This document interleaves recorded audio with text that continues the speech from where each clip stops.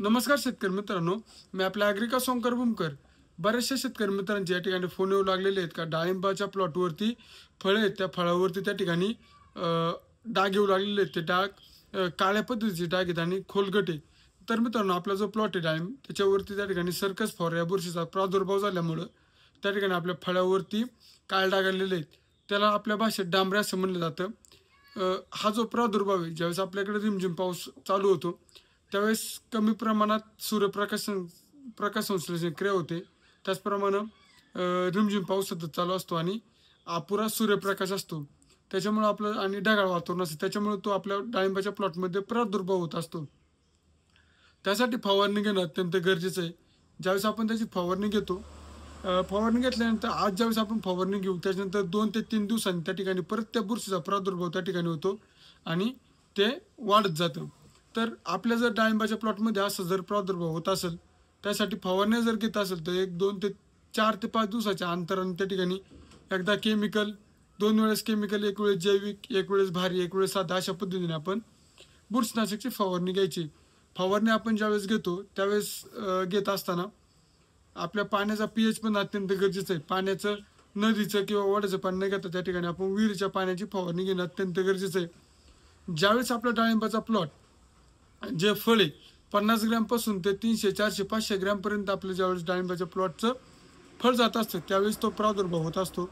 तर त्यासाठी म्हणजे थोडक्यात सांगायचं म्हणलं तर कळीपासून ते फळ काढणेपर्यंत तो प्रादुर्भाव आपल्या प्लॉटमध्ये 100% होतो.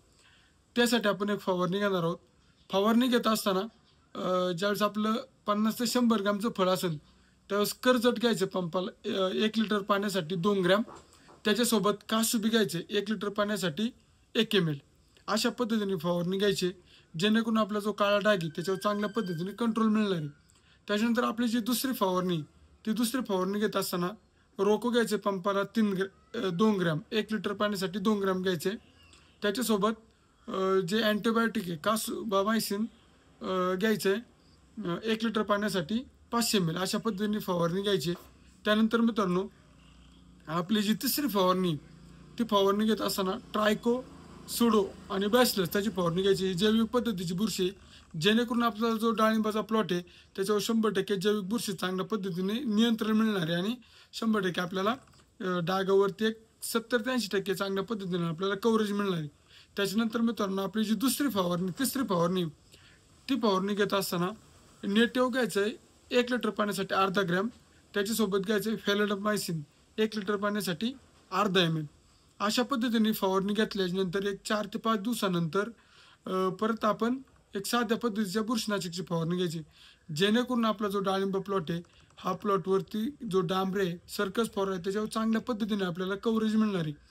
त्याचबरोबर बाहेर कंपनीचं एलिट म्हणून एक बुरशीनाशक येतं, ते त्या ठिकाणी आपण ड्रिपमधून सोडून द्यायचे, जेणेकरून ते बुडापासून ते शेंड्यापर्यंत, शेंड्यापासून ते देठापर्यंत चांगल्या पद्धतीचं बुरशीनाशक म्हणून काम करतं. त्याच्यामुळे आपला जो प्लॉट आहे त्याला कव्हरेज मिळण्यासाठी चांगलं काम मिळणार आहे. त्याचबरोबर ह्या दिवसात, पावसाळ्याच्या दिवसात ज्यावेळेस आपण फवारणी घेत असतो, फवारणी घेत असताना सिस्टमॅटिक आणि कॉन्टॅक्ट पद्धती जे बुरशीनाशक असते ते फवारताना त्या ठिकाणी जास्त प्रमाणात आपण जी सिस्टमॅटिक पद्धतीची जी बुरशीनाशक असतात त्यांचा वापर करणं अत्यंत गरजेचे आहे, जेणेकरून त्या आतमध्ये जाऊन त्या ठिकाणी चांगल्या पद्धतीने काम केलं जातं आणि 100% आपल्याला प्लॉटला चांगला रिझल्ट येतो.